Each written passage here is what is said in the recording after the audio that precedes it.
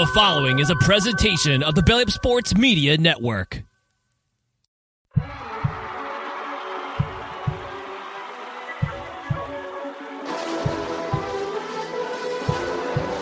ball sends it over to Edward Robles. Go! Insert name FC!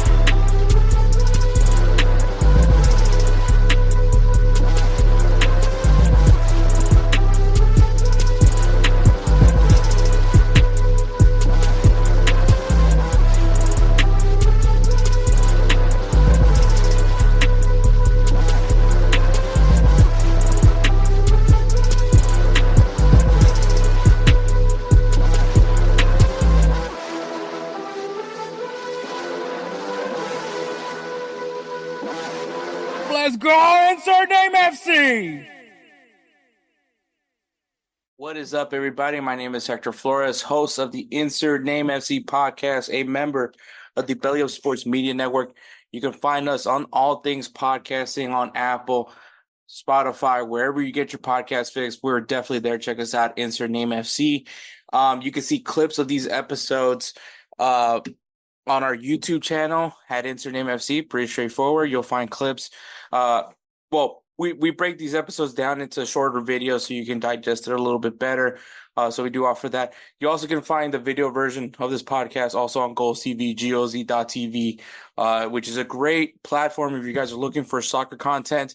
It is all there, all made in the US of A, and even some parts of outside the US. So definitely go check that out, man. You'll find me there on some of their original programs as well. So go ahead and check it out. Great content. I love it there. I mean, a big supporter of what the vision that Jose Tejas has over there with GolzTV. So go ahead and check it out. But all right, this episode, holy shit, episode 190. So we're 10 episodes away from our 200 episodes. So that's pretty crazy to think about. But this episode, all reactions like we always do, headlines. We're going to talk about Samuel Eto'o getting a ban from FIFA. We're going to talk about that Manchester City financial fair play hearing. Some more updates that are coming up from that. Not necessarily updates, but kind of how, I guess, just a refresher of you, if you will, but maybe some more thoughts on more into it. And of course, I talked about it a little bit last week, but we'll get more into the whole disaster that happened in the Madrid derby. We'll talk a little bit more on it. Also, international break is this weekend, so obviously U.S. men's national team, their roster dropped. This is the first time under Mauricio Pochettino, so we'll look at that roster, give you guys some updates on some of the roster players, and get you guys going and make some predictions on how these rosters are going to look like in this upcoming international window. Give you guys players of the week, and also give you guys some games to watch this weekend. A lot of international matches, a lot of World Cup qualifiers for CONMEBOL, some qualifiers for AFCON, Nations League, for both CONCACAF and UEFA. So some good juicy stuff. And then we'll wrap this show up and get you guys set for another weekend of football or soccer or whatever the hell you want to call it. But yeah, what do I want to say about this week? This week has been a pretty interesting week so far, man. I like it. Just another good day. Got to celebrate my sister's birthday. She turns 45. Yeah, man, my sister has been a really big part of my life. I remember finding out I had a sister. So yeah, if you guys want to know a little bit about my family dynamic, my mom had children with other partners, and my Wendy, my sister, my oldest sister, she's the oldest, so she was her first child, and so also my mom's her at that time when I was very much younger, Wendy was still living in El Salvador, so I remember when the discovery that I had an older sister was pretty shocking to me, because at that time all I knew was my older brother, the one I had with my dad. So I never knew of any other siblings. So when I found out that I had an older sister, I thought that was kind of cool. It did take a lot of getting used to when she did move here into the United States, but um, yeah, she's one of my favorite people in the world. We have lots of great laughs. She's the reason why I have my two amazing nieces. I have a lot of great nieces and nephews, but obviously those are the ones I see very frequently because the rest live outside of Texas. But yeah, man, there's been a lot of struggle initially just because of at least the language barrier. I've said it plenty of times. I didn't know how to speak Spanish. And Wendy, obviously, she came from El Salvador, so all she did was speak Spanish. So there was definitely a language barrier between us. But I think it's kind of funny because in some way, I helped her learn English. And obviously now I can speak Spanish. But it was one of those things where um, I think when it comes to me and her butting heads, it made our relationship even more special. So, yeah, my sister, 45 years of life, man, just an amazing life for her. Happy everything that has come her way, her family and everything like that, is awesome. So, yeah, so I got to celebrate another year with my sister, and weirdly, funny enough, it kicks off like the birthday period for our family. So my sister's is the October baby, and then come November, it's my mom and my niece, and then comes me in December. January is actually, if you hear that noise in the background, that is my dog Robo. He'll be turning 8 years old. He's I just got him a new bed. He's kind of trying to figure it out right now. He's um I don't think he's particularly fond of it. It's not necessarily a fabric material, but I think he found his spot. At least I hope he did.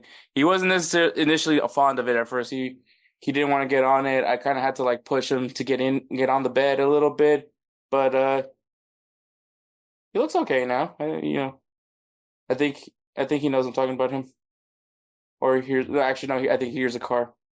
But I think he's fine. Yeah, he's okay. Yeah, he's situated. So, yeah, my dog Robo, he's gonna be 9 years old in January. February is my other niece who's glued to my hip, and then March is my brother-in-law, and then April is my older brother. So, yeah, that's kind of how it kicks off for us. But also last month, me and Robo had our 5th year anniversary of me adopting him. So that's pretty cool to have had Robo this long. He's a great dog, man. Best dog I ever got. Uh, you know. But anyways, yeah. So this episode is going to be a good one. Like I said, we got overreactions, headlines. We got U.S. men's national team roster to looky loo. Players of the week, games to watch this weekend, and like I said, wrap the show up in a pretty little bow. So yeah, so just sit back, relax, and get ready for I feel another great episode of Insert Name FC. Let me tell you guys about BellyUpSports. BellyUpSports is the internet sports bar. Go ahead and check out their website, www.bellyupsports.com, to read some great articles from great writers all across the country, from hockey, baseball, golf, soccer, you name it. BellyUpSports is the premier, not your average website. All right, guys, overreactions from this past weekend. We have yet another legend retire from the game of football. A lot of people are talking about how this year is going to be a weird year, and it's I don't want to say it's not, because I think yes, we have a lot of like, I think this was the start of social media in football. I think at least this era of players, and obviously we're thinking of Tony Cruz, Cristiano Ronaldo, Lionel Messi, like guys from this period, like Zlatan Ibrahimovic, basically all the way back to the start of Joga Bonito, and now and a little bit forward as well. But like guys who retired, Tony Cruz retired after having I would say probably a very good career for himself.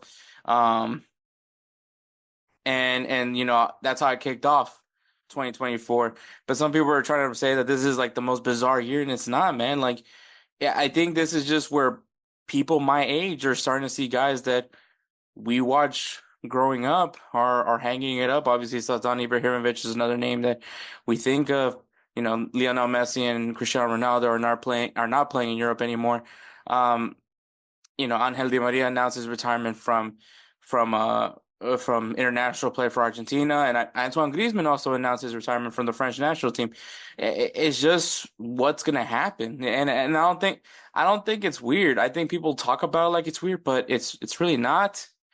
It goes back to kind of what I've been saying about like like just being 30 now, because now we're seeing, advertising for like insurance and banks, be aimed towards my generation. So they have like a lot of references from the 90s and 2000s. And it's because of the fact that we're now the consumer. We're now the general consumer. So we're the ones purchasing homes. We're the ones buying cars. We're the main consumer now. So they have to make advertising and aiming towards us. It's not that it's different. Like this is how they've always conducted, for the generations before us, but it's just now millennials are trying to experience it. And that's what I'm saying. That's kind of where I'm kind of aiming towards. Now the millennials are starting to see players hang up from, periods that we watched them in. And so I don't think that it's bizarre. I think it's just it's running its course. That's honestly what all it's doing. This isn't new to the older generations of soccer fans. This is, it's what happens. And so players are going to retire. Players are going to hang it up. And I think the interesting part, which is where my main point was going to, is Andres Iniesta, who retires at 40. Um, Obviously legendary midfielder, probably part of one of the greatest generational players in Spain's history. And you know, obviously more known for his time at Barcelona, but like I'm sure some Madridista is going to try to like talk shit about Iniesta, but like let's be honest, maybe not the Madridistas, but like maybe the non-Spanish Madridistas will probably like not want to hype up Andres Iniesta. But like, if you're a purist when it comes to football, you're going to respect what Andres Iniesta brought to the game. And I mean, if you're a Spanish Madrista, I mean, you were rooting for him when he was playing in Spain. Like when Spain was competing for the World Cup and the Euros, you were rooting for that guy because he was, winning it for Spain. And so that's kind of my argument for the people that are like, oh, oh, here's Hector again hyping up. Like, come on, we all know Hector's a Barca fan. Like I said in this, when it comes to podcasting, especially when you're covering all of football, like Andres Iniesta is one of the greats, one of the greatest midfielders that we've seen. That partnership with him and Xavi, it was, iconic. Like he was part of one of those golden periods of Barcelona's history. And yeah, it's hard not to at least give credit where credit is due, man. And he kept playing after he was done with Barcelona. He still was playing for quite a long time. A lot of people thought he was going to go to Inter Miami. He didn't. He played at somewhere else. But yeah, now he's finally retiring. He finally is content with his career, and it's just another legend. Obviously Pepe is another guy that retired as well, who was also in his 40s. But like this is just going to happen now. Like the guys that we grew up watching, the guys that, we saw in high school are going to retire. They're getting older. The game's getting younger. Like it's just the way it is. It's not different. This isn't different from, it's not different. It's not any different as my dad having to watch Maradona retire. Like it's nothing new. It's the course. It's the course of, it's the circle of life when it comes to the sport. Like, legends come and go. We'll have a new legend come off from this, Lamine Yamal is probably that name that everyone thinks of, but that's how it goes. That's the cycle of football. It's not that, oh my God, like this year is so weird out of all the other years. No, it's just you're now noticing it. And that's the thing that maybe a little bit of Gen Z. Maybe Gen Z no, I don't think Gen Z saw Iniesta too much. Maybe I could be wrong about that one, but for millennials' perspective, definitely Iniesta is one of them that is crazy to think that he's hanging it up. But I mean, the dude's 40 years old. I mean, how much longer is he gonna play? So I mean, there's that, man. Congratulations to Iniesta, man. An amazing career. Uh, World Cup title, Champions League titles, Euros, Spanish titles, everything you could think of. The man has won it. And so, we'll see what he does with it. Is he going to become a coach? Probably not. I mean, who knows what's going to happen with Iniesta now? Is he going to just go move back to his pueblo, and just call it a career? Who knows? Maybe he gets involved with Barcelona in some way as an advisor. Uh, we can't tell you, but we'll see what happens right there. But congratulations, Iniesta, man. A hell of a career. But all right, headlines, man. First headline is Samuel Eto'o getting hit with a ban. So the Cameroonian legend, also a Barca legend, has received a 6-month ban from FIFA for offensive behavior and misconduct. The articles that he violated was Article 13 of offensive behavior and violations of the principle of fair play, and Article 14, misconduct of players and officials. So,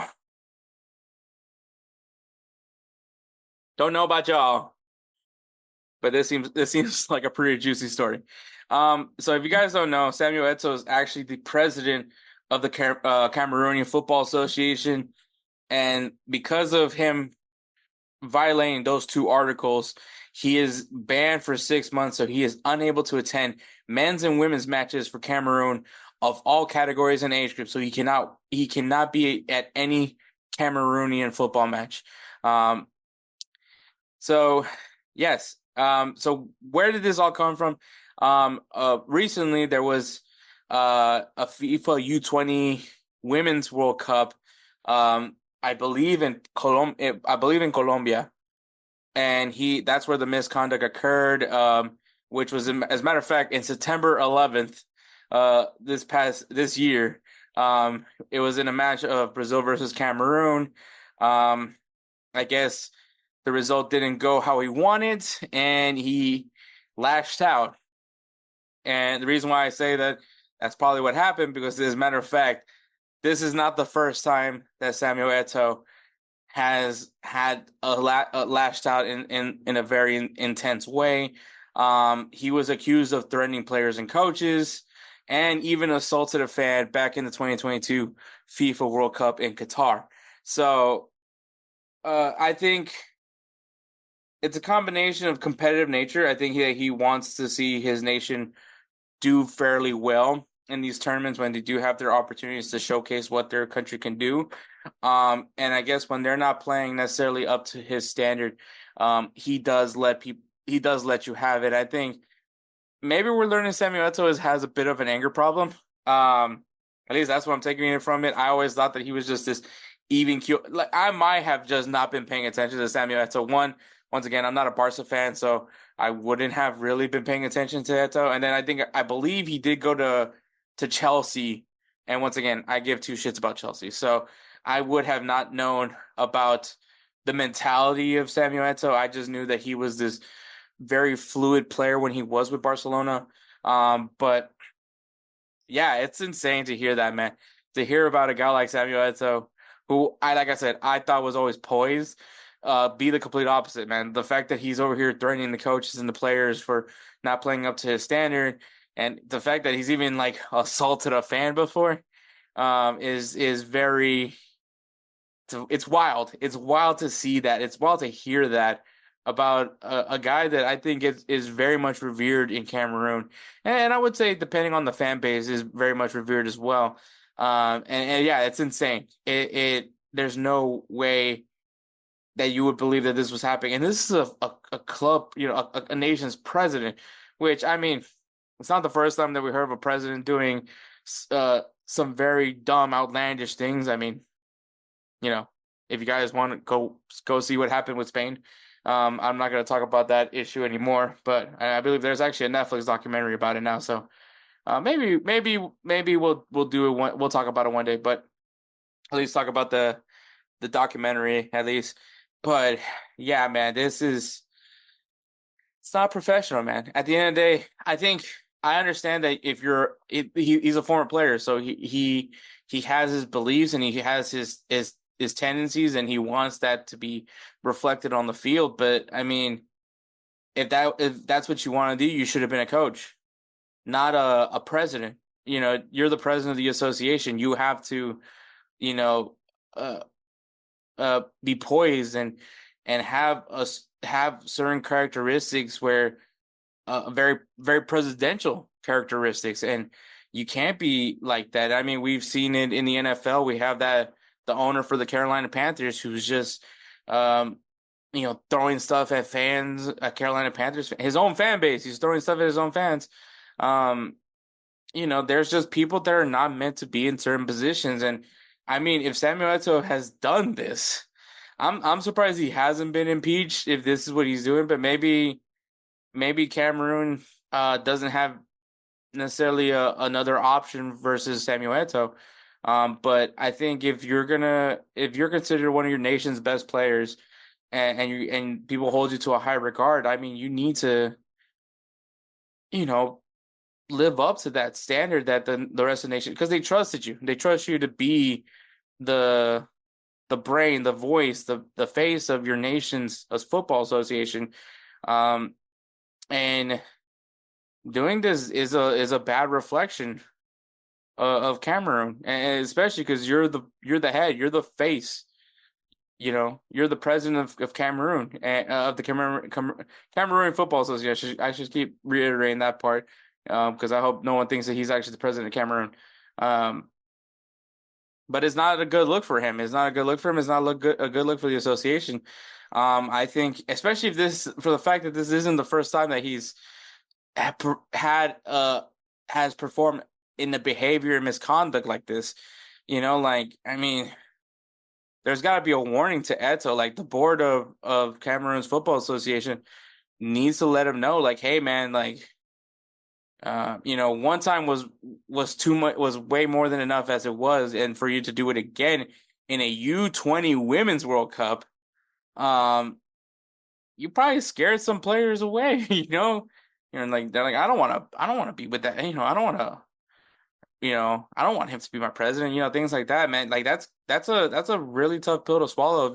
Especially, and I'm sure that crushed a lot of those Cameroonian players and even coaches staff. To have this guy that at one point was the best player of your country. And the way he conducts, man, like, it's like, that saying that's never meet your heroes. Like, people are like, maybe they don't want to meet you again because you're over here, acting in a offensive and misconduct way, man. That's not of being a president. You're a president now, man. You're not a player anymore. You're not. If you wanted to be like that, you got to be look what Vincent Kompany gets to say that crazy shit. Go be a coach if that's what you want to do. But you're a president, man. That's a different type of professionalism that comes into play. And even the coach, the coach, there's two different types. The coach that you see on the pitch and the coach that you see on press conferences. Like, they don't talk the same way they talk on the training ground. Same thing on the match. Like, they don't talk like they do on the training ground versus a match. Just as how they're not going to talk to the media in the way that they talk on the training ground. So, but as a president, I mean, within your meetings, within the closed doors of the Cameroon Football Association, say what you want to say, speak how you want to speak. Set their tone, set your standard that you want, but let the people beneath you, relay the message. Like, if you're not happy, do within your confines, and have, the people that are responsible, that you hire to be responsible for that, have them relay those messages. Like, you shouldn't be, causing a ruckus with your players and coaches, especially when they're supposed to stay focused in the game.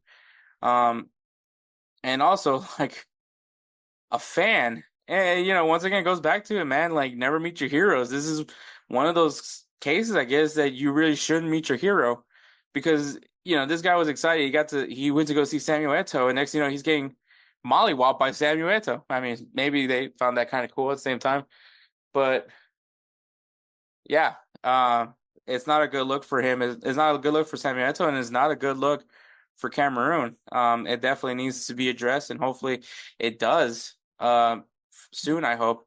That it's not going to be tolerated anymore, especially because this is not the first time it happened. So, um, yeah, it's a crazy story to kick things off in the headlines, but that's what's going on, man. Hey guys, this is Hector from the Insert Name FC podcast, here to tell you guys about Canada Dips. It is a great tasting, superior alternative to traditional dip using CBD in a way that is radical, enjoyable, and effective. It comes in 5 core flavors: wintergreen, mint, citrus, mango, and American spice. Canada Dip CBD is the new evolution in dip, allowing guys to enjoy great, long-lasting taste without the downsides. If you guys want to go ahead and try them out, use the code BellyUp20 at CanadaDipCBD.com. Once again, BellyUp20 at CanadaDipCBD.com, and you'll get yourself 20% off your purchase. Thank you again for Canada Dips for being a great partner of BellyUpSports. All right, but moving forward, Manchester City, man. So if you guys don't know what's going on with Manchester City, they're currently in a hearing that has been going on for quite some time now, and it is under the charges of 115 and possibly even 130 charges of financial fair play violations. And these, and you're like, oh my God, this is all happening in one off season? No, this is all within a span of 2009. So from 2009 till now, they have found from 115 to 130 possible violations of financial fair play. And obviously, if you know about Manchester City, got invested by an oil sheik, then they started going. They started buying all the best players that they can, any big name that they could. They went and bought them in hopes of making Manchester City one of the best teams in the English Premier League. And some of the names you could think of is Robinho, Carlos Tevez.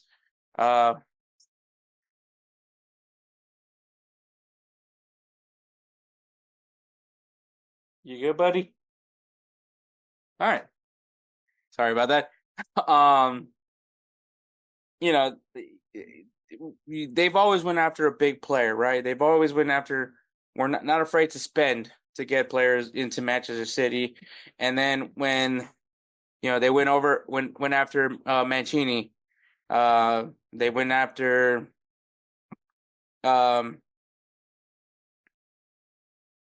was it Pellegrino? They've gone after big name managers as well, and then when they finally did it, they went after for the biggest one of them all, and that's Pep Guardiola. And like I said, they still went after and gone after the best players in the world, whenever possible. Obviously they went after and spent hundreds of euros to go get Jack Grealish. They went after Erling Haaland.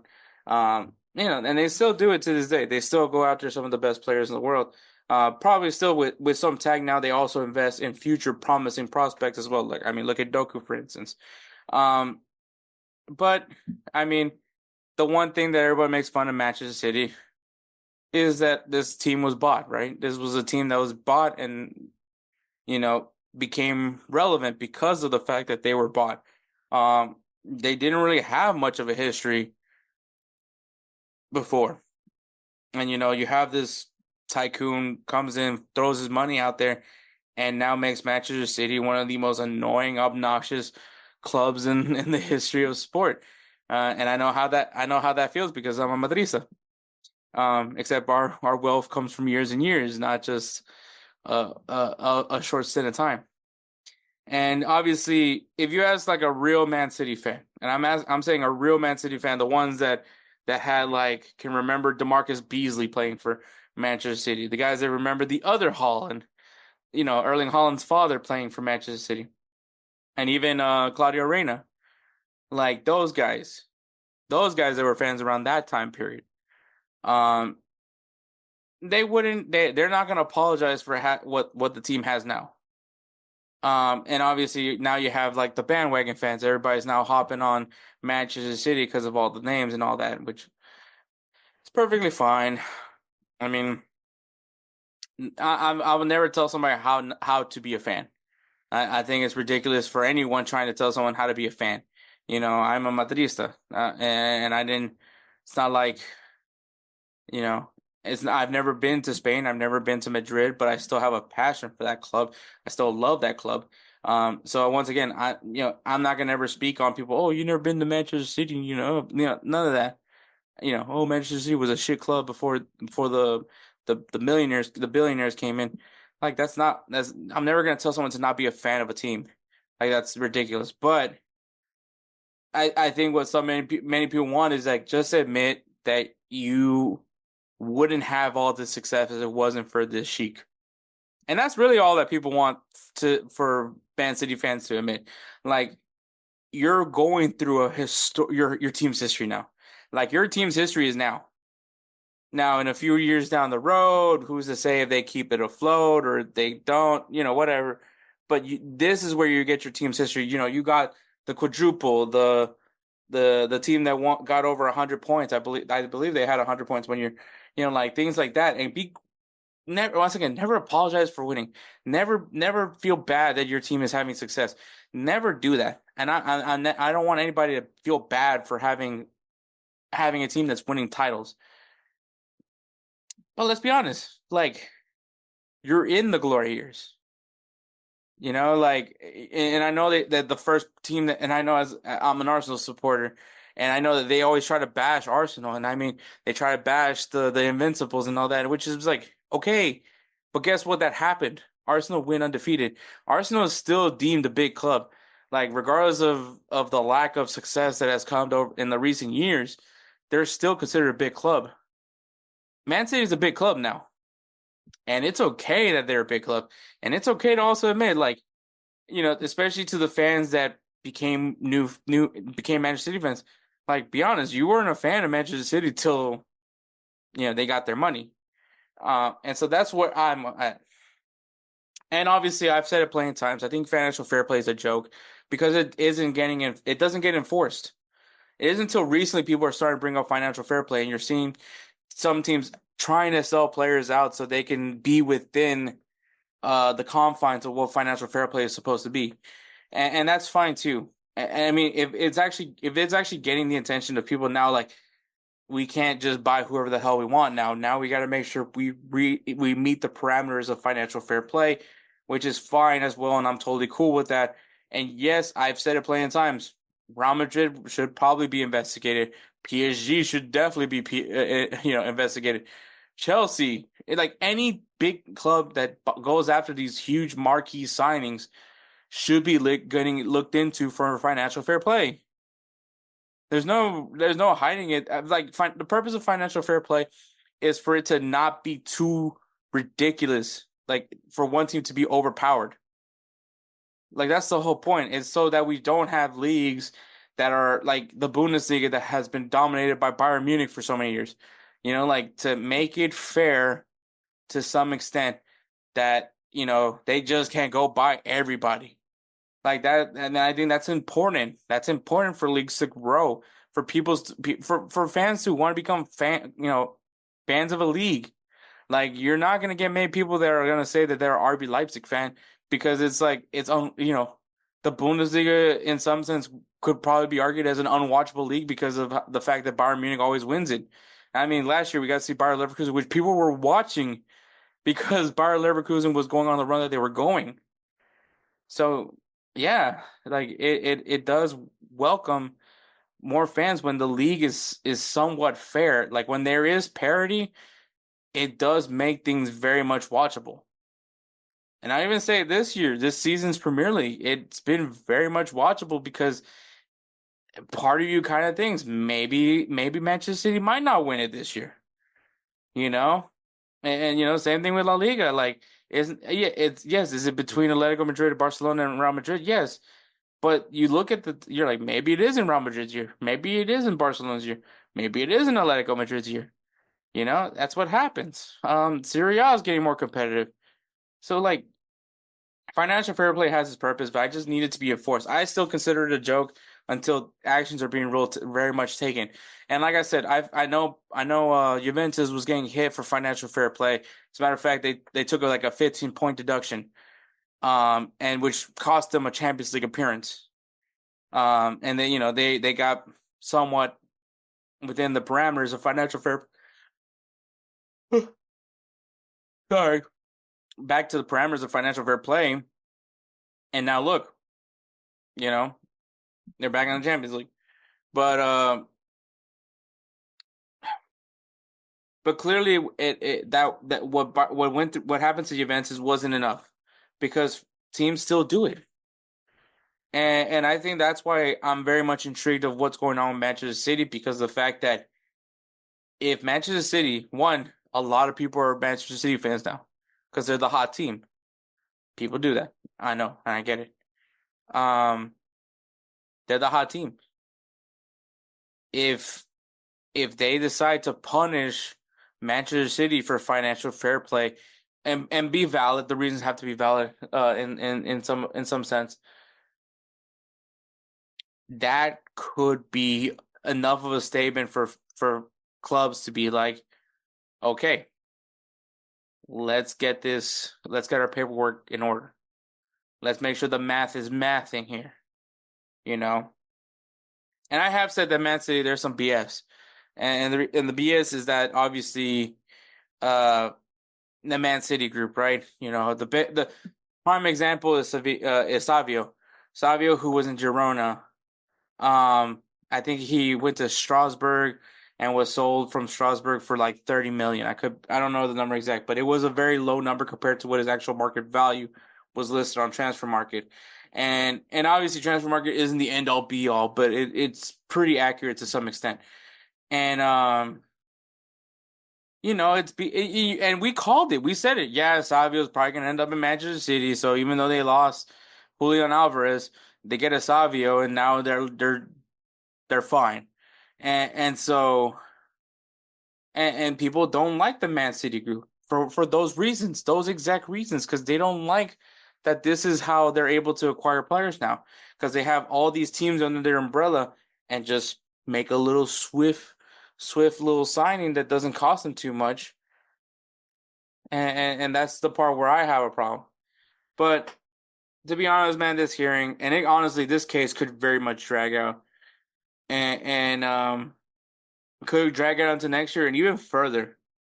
And I think that is a huge red flag because I don't want this case to go and drag out. Like if this is gonna be if this gets brought up every year for Insert Name FC, like where we have to like periodically give you guys some sort of update to what this hearing's on, like this needs to be decided fairly soon. Like a decision needs to be made whether they want to punish Manchester City depending on how egregious these 115 to possibly 130 charges. Like if it's really bad, and I mean obviously probably could be, because I mean the worst case scenario, we're talking about expulsion from the top flight, potentially even the football league. Like they can't even go into League Two. Essentially, is where people think like worst case, like DEF CON 5. We're talking about here, like how potentially. I don't think it's gonna get to that extreme. Maybe a competition ban, maybe ban from Champions League for a few years, maybe some transfer bans, something of some sort of like that. Um, I like for me, it would be transfer bans. It would be um maybe banning them from the Champions League. Like things like that, where it's harsh but firm, harsh but fair. Um, that it's not gonna, because once again, Manchester City brings a lot of money to the Premier League, especially right now. Like I said, once again, they're the hot team. Like enough to get the point across, but at the same time, it's not going to be very much detrimental to Manchester City, if that makes any sense. And also like if they do like the point deductions for like every year that they were very much egregious on the financial fair play stuff, like and somehow team trophies get like as an Arsenal supporter, if somehow they found out that last year they were very much in violation and they deducted points for it to be enough for Arsenal to be the Premier League champions, like I don't want to say that I wouldn't accept it because obviously it's a Premier League title, but like at that point it just becomes like a technicality, and I kind of don't care for it at that point. Like like I want them to win, like I want them to beat out Man City for it. Like I don't want it to be, oh, here's we just deducted, 12 points off of Manchester City. Congratulations, you're now the 2023-2024 Premier League champion. It just seems it just seems unearned to me. And that's just me. I'm sure there's a lot of Arsenal fans that be like, "Hell yeah, give me back the trophy." But I'm just not one of those guys. That's just me.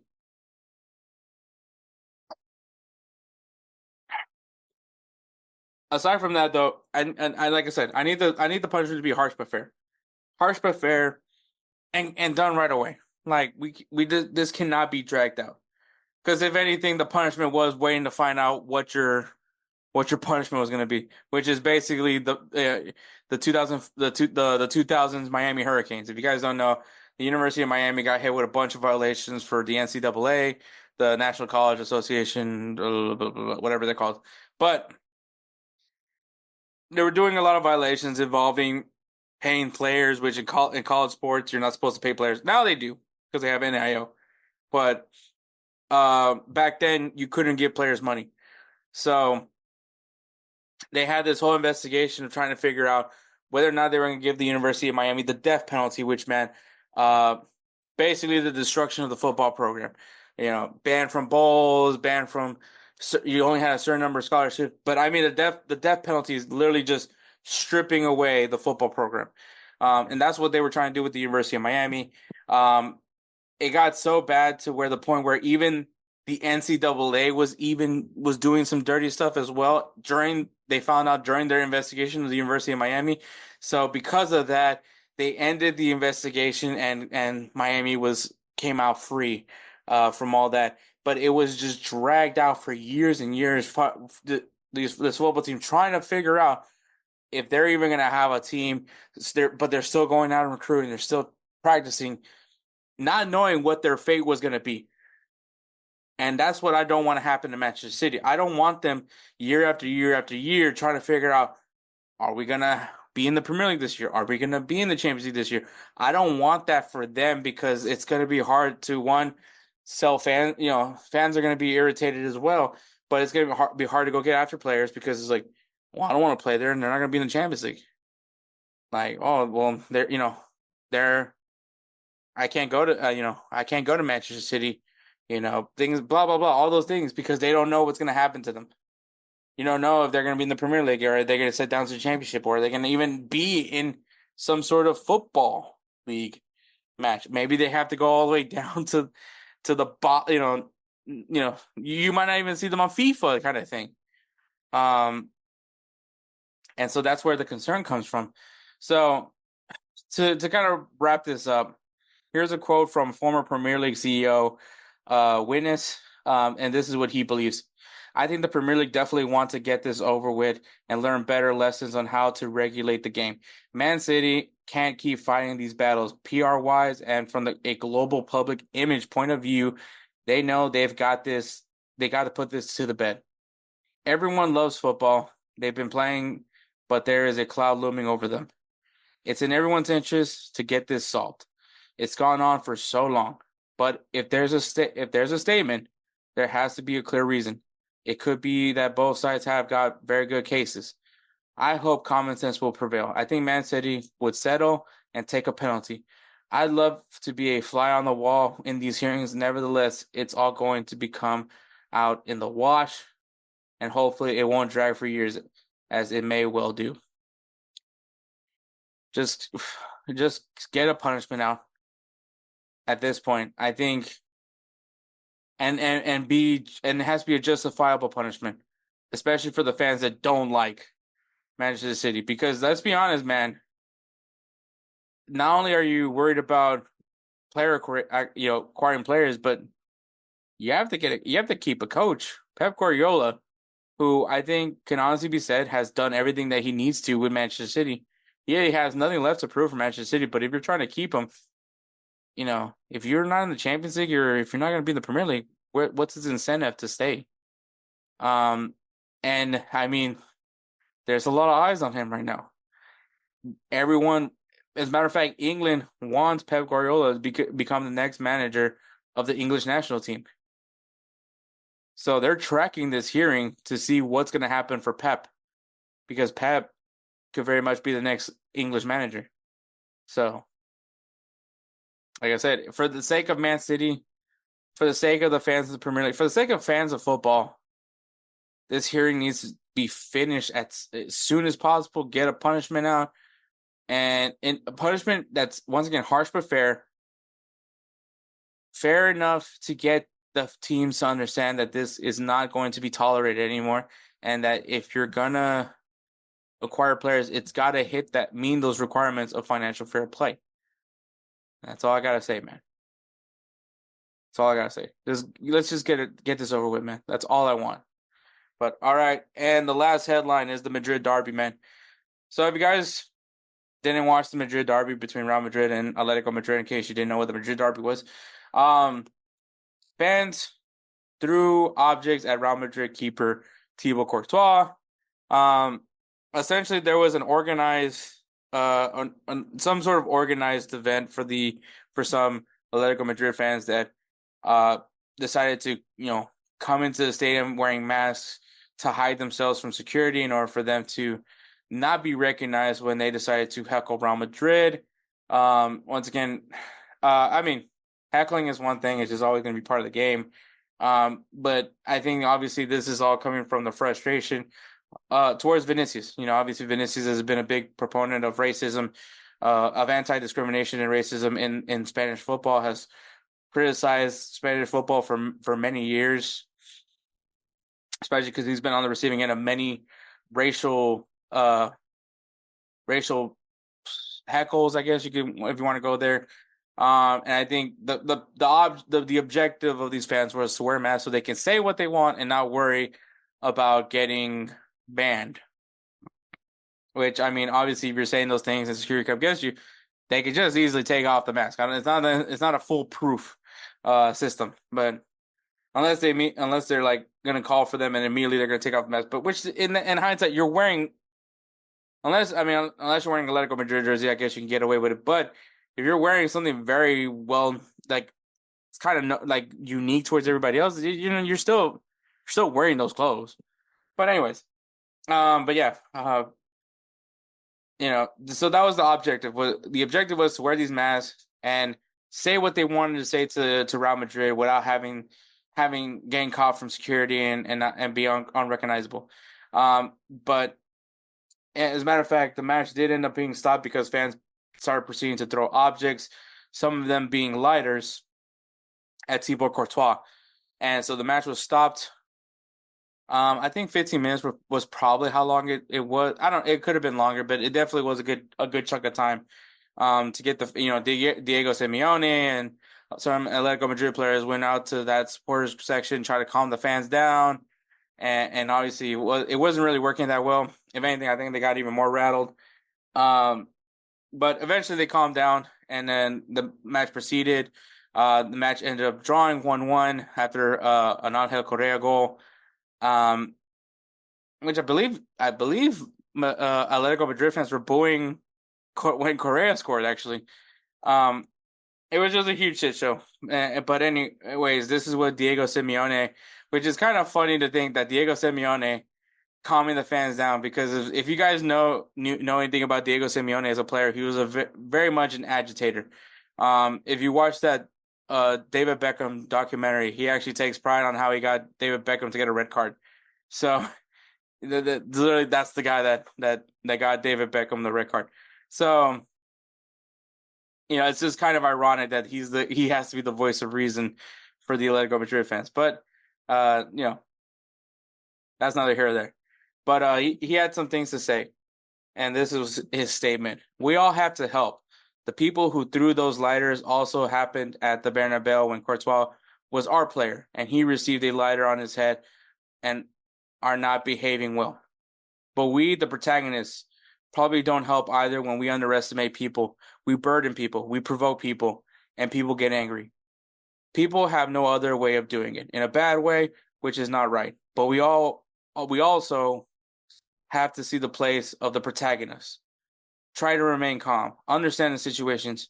You can celebrate a goal, but you can't celebrate it by looking at the stands, pointing at them, and making faces at them, because then people get angry. It's not justified, but neither is what started out justified, because otherwise we're always the victim. We have to identify those who have been involved and make sure they don't come back, because we don't need this type of people. We need the people who encourage us, the people who are there, the people who support the team, because they are very important to us. I think in some sense Diego Simeone has a point, but at the same time, I think your point is that players shouldn't look at the fans when when celebrating a goal. You know, look, I do agree. Home field advantage is important. I think the fans have to make that stadium loud and make it uninviting, within reason, for the opposing team. But I just don't. Like.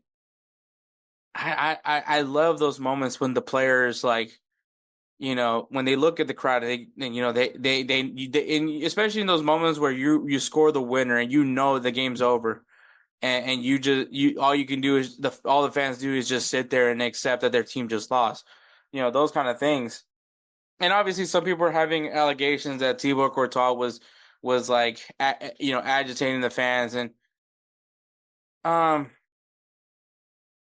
and that could be a thing, but it goes back to for me when I look at and I'm going to use American football as an example, but like Cam Newton, people complained about whenever he scored a touchdown, he would dance, give a football to a child, all this stuff. Maybe not giving a football to a child, but they just didn't like the dancing, the antics. And Cam Newton, like he said it, he's like, if you guys don't want to see me dancing, stop me from scoring touchdowns. And I kind of that's where I kind of want to go to it, and I know that that's not necessarily on the fans or anything like that. It's on the players, that the team that's defending. But like, if you don't want to see Vinicius Jr. score, celebrate goals, then stop him from scoring. If you don't want to see your rival celebrate a goal, then stop them from scoring. Like, it's a bragging right. Especially when we're talking about a derby, if you will. Like, it's a bragging right. When you win that game, like, when you're a fan of a team that wins a derby, a rivalry game, you're on cloud nine. You walk with a certain swagger when your team wins that rivalry game, and you earn that right to brag. And because every week is going to be different. One week you win, the next week you lose. But like, this is I don't want to be the old person that says that this generation is just soft, because I don't think that's the case. But I do think, like, if you're mad at a person for celebrating a goal, like, what are we doing here? Like, why are you watching this sport if you don't want to see people celebrate? Like, why go to a game? Why go to a game that if you don't want to see someone celebrate?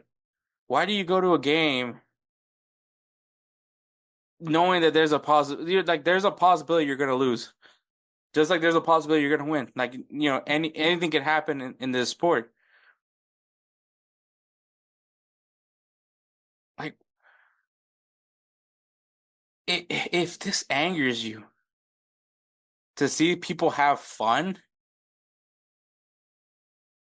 I just don't think and I honestly, like, I'm talking about, or like I said, I'm never gonna tell someone how to be a fan, but like, if it affects your life like this to the point where you're angry, you're throwing lighters at people, I think you might need to pick something else up. Like, go out, touch grass, man. Like, look, do I get mad if my team loses? Yes. But at the end of the day, I gotta go to work. I gotta go pay bills. I gotta take care of my family. Like this game, and as much as I love this game, it is not ever going to be that extreme for me. And I think that's the point I want to come across with it. Like you're hiding yourself. You have to put a mask on to hide yourself because you don't want people to see who you really are. And I mean, probably these people outside the game are probably like some of the coolest people, the nicest people ever. But as soon as it's game time, you put this whole different facade. And I think that is troubling. That is scary. Because if you're able to say those kind of things with a mask on, those are things you think about. That's still you. I don't ever want to say that the players need to mind their P's and Q's when they're playing a game. You know how many of us want to be in that situation? Many of us want to be in that position to score a winning goal, a winning save. Like every one of you as a fan would love to have that moment.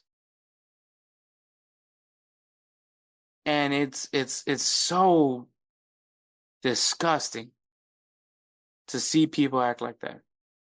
Cuz let's be honest, it is just a game. It's just a game. Like it's a great escape.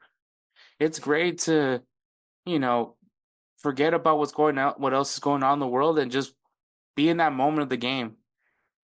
But if you're so hostile with this game, like this is not it for you. You need to go find a hobby. Like go find something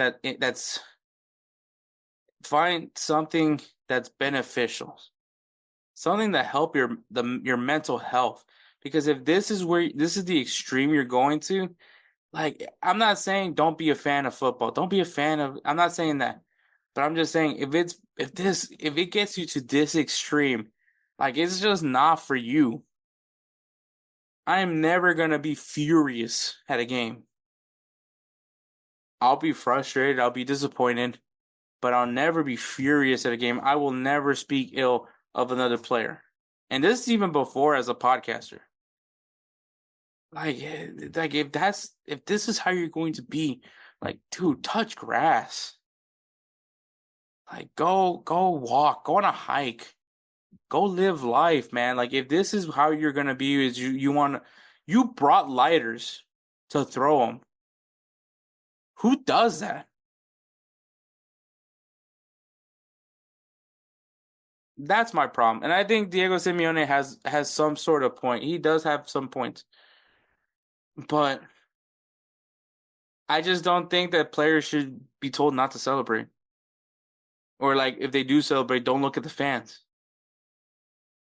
It's part of the atmosphere. It's part of it.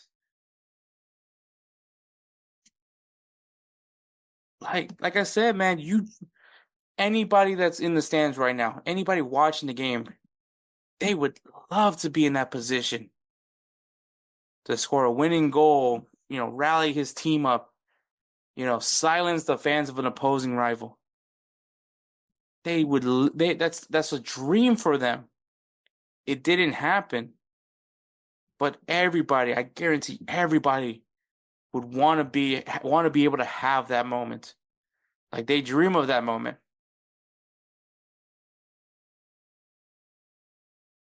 And those people that threw those lighters, they also want that moment. But yeah, that's the one thing I'll disagree with Diego Simeone.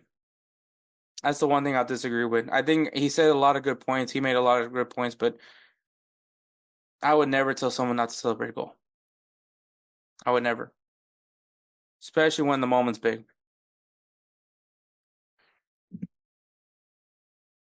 But to continue on, man, so there is going to be an investigate there has been an investigation And they're still trying to figure out how they're going to essentially punish Atletico Madrid. The reason to punish Atletico Madrid is because of obviously failing to control the fans. I believe Courtois is also under investigation to figure out if he did initiate anything with the fans. And so because obviously, so what was being said is that when the goal was scored, Thibaut Courtois, looked at the fans and was just like, yeah. And obviously, if you guys want some context, Thibaut Courtois was at one point the goalkeeper for Atletico Madrid. I believe he was on loan from Chelsea, was at Atletico Madrid for that year, for that season. And so maybe some fans don't like him because I guess they view him as a traitor, even though he was a loan player to Atletico Madrid. But anyways, so that's what's being investigated. They have found the fan. They have found one of the fans that was throwing lighters, and he's banned for life. He is never going to be allowed in that stadium. As the investigation continues, they are hoping to find more fans that were involved with the incident.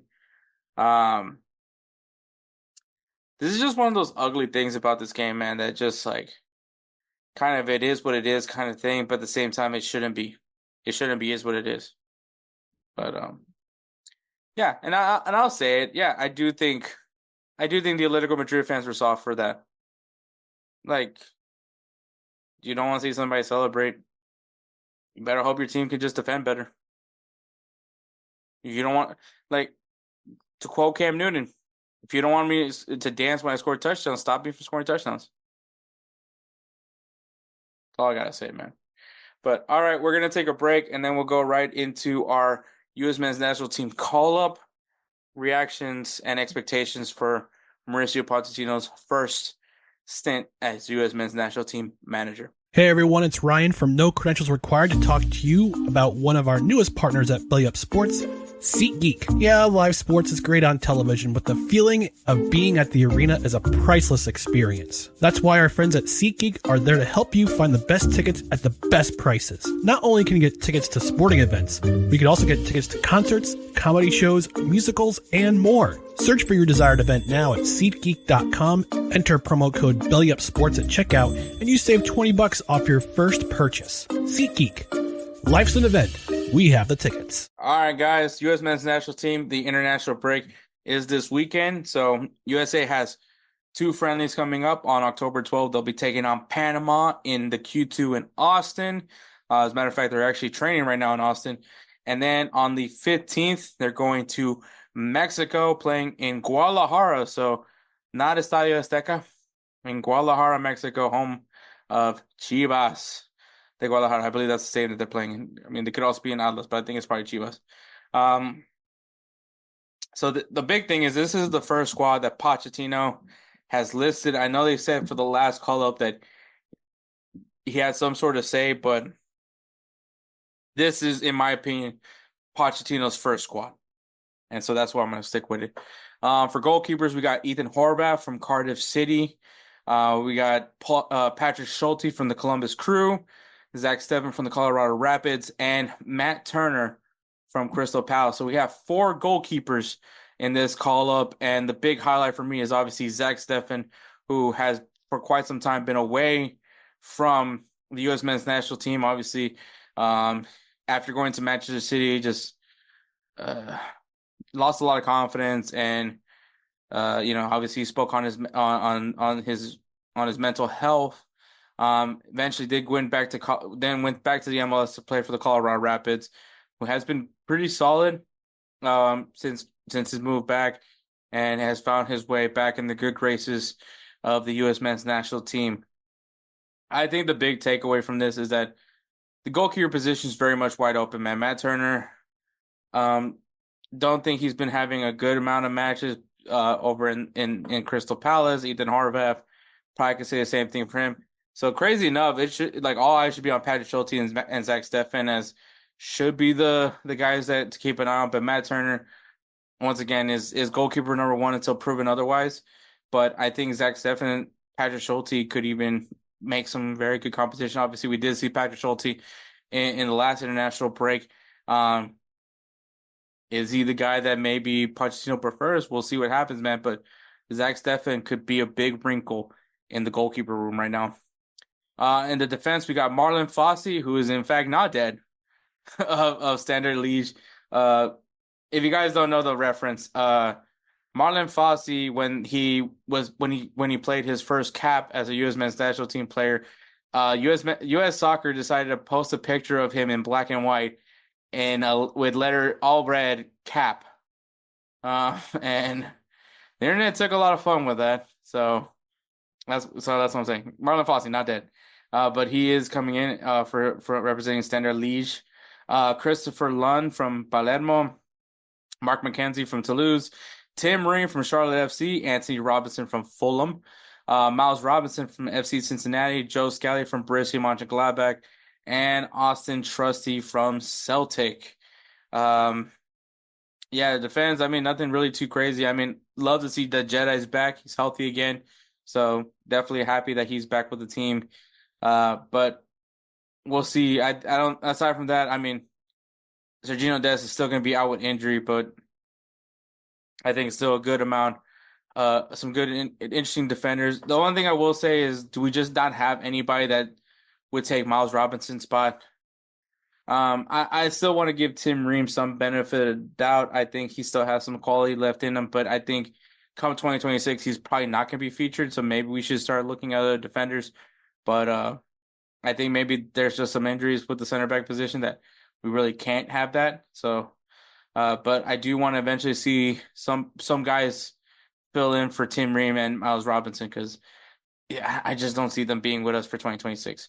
The midfielders, we have Brendan Anderson from Leeds United, Gianluca Busio from Venezia, Johnny Cardozo from Real Betis, Weston McKennie from Juventus, Aidan Morris from Middlesbrough, Yunus Musa from AC Milan, and Malik Tillman from PSV Eindhoven. Big thing, Gianluca Busio, man. He makes his return to U.S. men's national team. Gianluca Busio, a very interesting player that came from Sporting Kansas City. Italian American. There was actually some interest from the Italian national team. Gianluca Busio did, in fact, choose the U.S. men's national team over Italy. Nice flex. And a lot of people do have a lot of promise on him. I do like what I've seen from Busio. So I would love to see if he's someone that Pochettino kind of prefers, and especially in his tactics. So we'll see if we do see Gianluca Busio come into this team. The forwards, we got Folarin Balogun from Monaco, Ricardo Pepi from PSV Eindhoven, Christian Pulisic from AC Milan, Josh Sargent from Norwich City, Timothy Weah from Juventus, and Haji Wright of Coventry City. Nothing real crazy here as far as the forwards goes. I'm happy to see Timothy Weah back, but I'll hold on that because there is some updates onto the roster. But I think pretty straightforward. I don't think anybody that really jumps out on me when it comes to the list of forwards. I think they're guys that you expect to be out here. But there is some updates. So Tanner Tesman from Olympique Lyon is going to be taking Johnny Cardozo's spot. I believe Cardozo is dealing with an injury. All these are injury related. So Tanner Tesman will be taking Johnny Cardozo's spot for the U.S. men's national team. Alejandro Zendejas from Club America is coming in for Timothy Weah. Timothy Weah got hit with a knock. So unfortunately, I don't get to see my boy Timothy Weah back with the U.S. men's national team just yet. And Brandon Vasquez of Monterrey, he is filling in for Folarin Balogun, who got hit with a knock in for Monaco as well. So, yeah. So those are the three players that are coming in for this one. So, Pochettino did mention that he is going to be trying to use the 4-2-3-1 formation as well as the 4-3-3. I think if we use the 4-2-3-1 formation, goalkeeper, honestly, I could think it could either be Matt Turner or Zack Steffen. I think Zack Steffen could probably make a really good shout for himself. Matt Turner, I just don't know where he's at in confidence-wise. Schulte might be another name that I maybe because we did see him in the play in the last U.S. call-up, but I wouldn't be surprised if Zack Steffen somehow starts in one of these two matches. So I mean, I'm very intrigued. I think it could potentially happen. So I would say Zack Steffen. I think I could see Zack Steffen do enough to get ahead of Matt Turner. I think where Zack Steffen is right now mentally versus Matt Turner is probably in a better position, and you want a confident goalkeeper. So I'm going to say Zack Steffen will get the start in this, but I do think Matt Turner will get the next start. So I don't. It is a combination of Zack Steffen and Matt Turner, but I believe Panama will see Zack Steffen, and I think Mexico will see Matt Turner. In the back line, it's very much the same. I think it's Anthony Robinson, Tim Ream, Mark McKenzie, and Joe Scally. Either one in the 4-3-3 or the 4-2-3-1. I think it's very much going to be that same back line. The midfield, I think in the 4-2-3-1, we're going to see Weston McKennie and Gianluca Busio, and Malik Tillman. Malik Tillman playing that cam role, and Weston McKennie and Gianluca Busio playing kind of those center mids, maybe defensive mid. For one of them specifically, I would think Weston McKennie might be the one. If Johnny Cardozo was here, I'd be more confident in saying that he would be in that sixth spot. But I think, I think that's where they're going to be. And it's the same thing for the 4-3. Actually, 4-3-3. I have Yunus Musa instead of Gianluca Busio. Being that I think Weston McKennie will play that sixth role, Yunus Musa will play more of like that 8, and Malik Tillman will play kind of a 10 spot in that midfield. And then the wings, it's Christian Pulisic and Brendan Aronson. If Timothy Weah was here, I feel like Timothy Weah would start. But I think Christian Pulisic and Brendan Aronson would be the guys on the wings. And up top is going to be Ricardo Pepi. I think with Folarin Balogun out, Pepi takes the starting spot. Maybe we see Haji Wright. Maybe we see Haji Wright. Maybe we see Brandon Vasquez. Josh Sargent could be a good shot on the wing, so we'll see what happens. But I think that's what I'm projecting to see in this lineup for the U.S. men's national team. But so just to reiterate, October 12th versus Panama in Austin, Texas, and then October 15th at Mexico in Guadalajara. So that's the U.S. men's national team call up. All right, Players of the Week is brought to you by SeatGeek. SeatGeek is an amazing ticketing site, app, however you want to use it. It has a very, very simple grading system using colors. If it's red, that means it's a terrible deal. Go look elsewhere. If it's green, that means this is a solid deal. Go ahead and buy these tickets. If you guys love the simplicity of SeatGeek and you want a little bit more, you guys use the code BellyUpSports at checkout for your first purchase. They'll take off $20 off your first purchase. So once again, first-time buyers get a $20 off if you use the code BellyUpSports at checkout at SeatGeek.com. Edwards Player of the Week is Robert Lewandowski, who scores a hat-trick in Barcelona's 3-0 win against Alaves. And my Player of the Week is Bukayo Saka, who scored a goal and 2 assists in Arsenal's 3-1 victory against Southampton. 2 very solid performances this weekend. So props to the guys. Congratulations to Robert Lewandowski and Starboy Bukayo Saka for being our Players of the Week. Make sure you guys check out the post on all social media platforms at InsertNameFC on Instagram and the X. There's going to be a link in our post. It'll take you to our Google document where you can give these guys an extra vote for Player of the Week.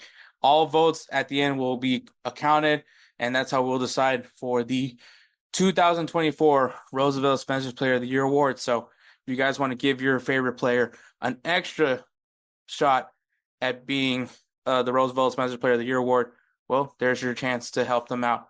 All right. So congratulations, Robert Lewandowski, Bukayo Saka, for being our Players of the Week. Once again, go to SeatGeek. Use that code BellyUpSports for first-time buyers. Save $20 off your first purchase at SeatGeek.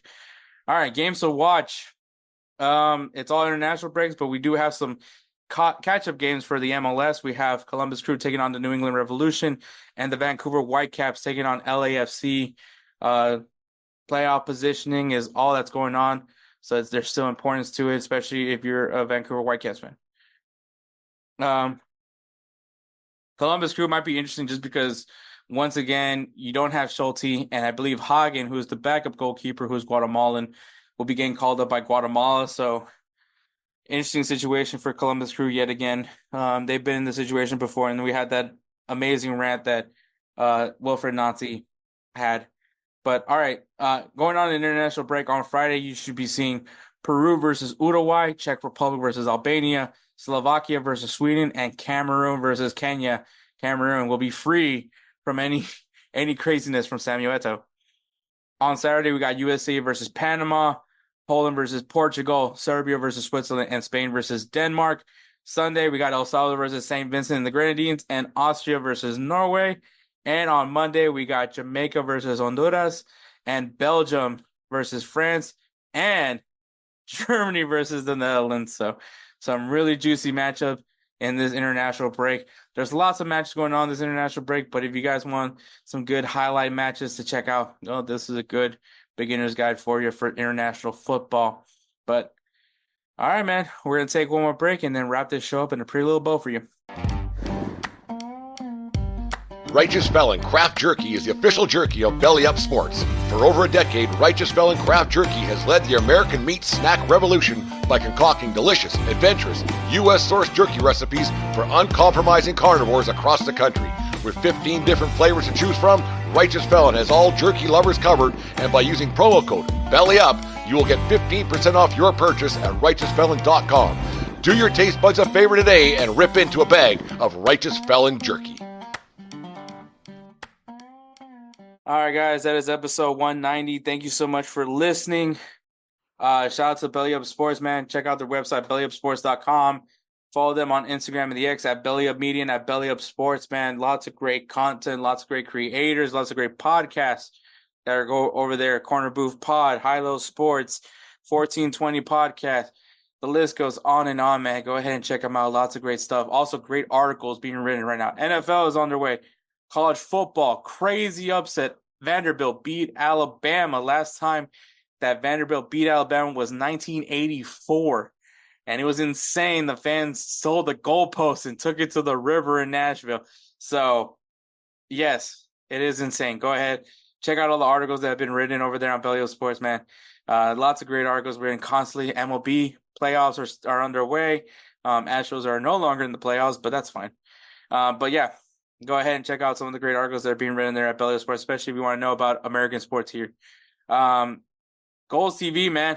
I keep hyping them up, man. It's a great platform. If you're looking for soccer content in general, man, go check out GolzTV. Great content, great creators all around trying to grow the game here in this country. So find them on Instagram at GolzTV, once again, at GolzTV, and on the X at GolZ_TV, once again, GolZ_TV. Go check them out, GolZ.TV. That's the website. Check it out. It is free to subscribe. So go ahead and check us out, Insert Name FC over there on GolzTV. And once again, shout out to our producer, the man, the myth, the legend, Roosevelt Spencer. If you guys love our intros and outros for this podcast, that's the guy that's very much responsible for them. He does a lot for us, man. We appreciate him. He's so important to us that's why we named the 2020. That's why we named the Player of the Year award after Roosevelt Spencer. So that's the namesake of the trophy. So if you guys want to go ahead and give him some love, follow him on Instagram at ThatGuyDope. If you guys need some beat work done for yourself, well, hit him up, man. He takes great care of you like he always does with us, and we love him. We love him dearly. So thank you so much for listening to episode 190. Catch us next week for episode 191. Take care, guys.